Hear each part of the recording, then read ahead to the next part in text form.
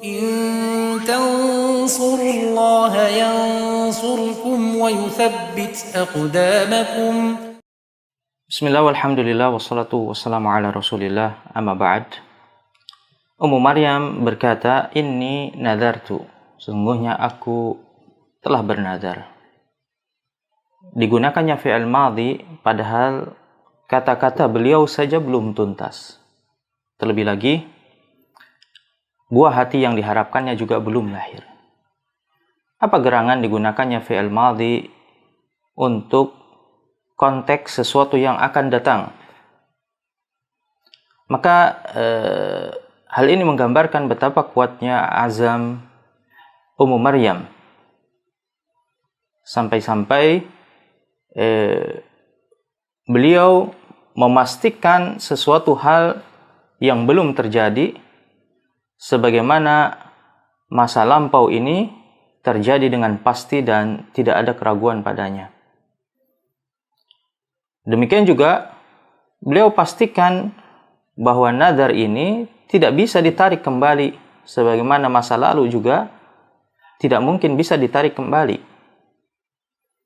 Seandainya beliau mengatakan sa'anzuru laka, aku akan bernazar untukmu wahai Rabbku, maka boleh jadi ada potensi beliau meralat kata-katanya di masa yang akan datang, atau mengurungkan niatnya karena satu dan lain hal.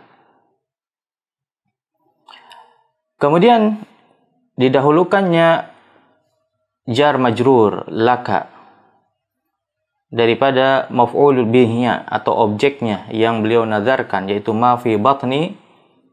Hal ini mengisyaratkan pembatasan dan pengkhususan bahwa apa yang aku nazarkan ini, apa yang aku persembahkan ini hanyalah untukmu wahai Rabbku, bukan yang lainnya. Apa yang beliau nazarkan? Ma fi batni, apa yang ada di dalam perutku. Digunakannya isim mausul, kata sambung, yaitu ma, tentu bukan tanpa tujuan, karena ada banyak isim mausul dalam bahasa Arab. Ada alladhi, allati, atau man. Mengapa digunakan ma? Yang mana dia identik dengan sesuatu yang tidak berakal. Setidaknya ada dua tujuan. Tujuan pertama,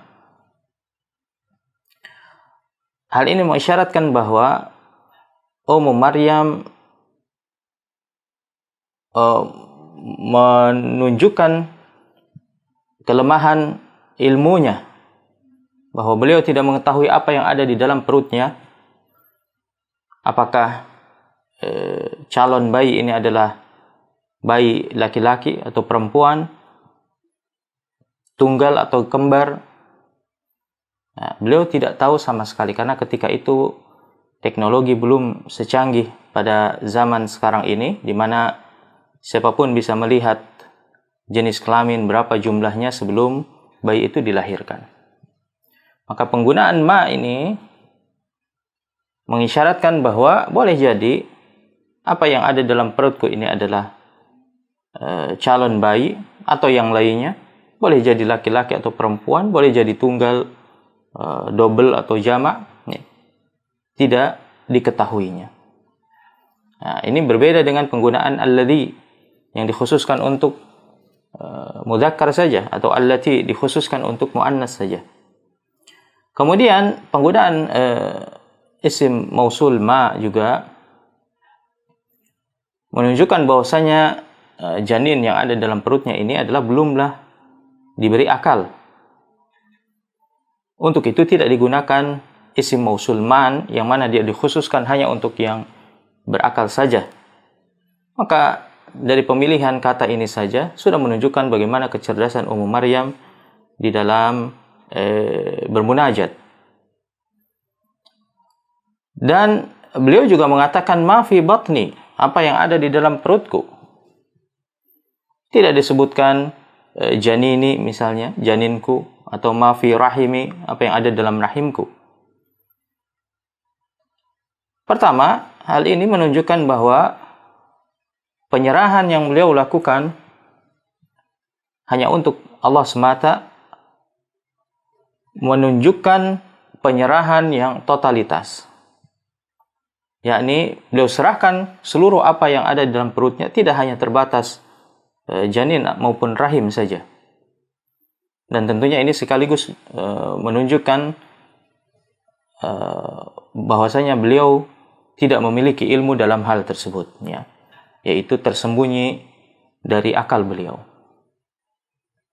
Pun hal ini mengisyaratkan bahwa beliau adalah seorang wanita yang pemalu, karena di kalangan Arab tertentu ada beberapa kata yang tidak pantas untuk diucapkan, terlebih lagi adab terhadap Allah Ta'ala.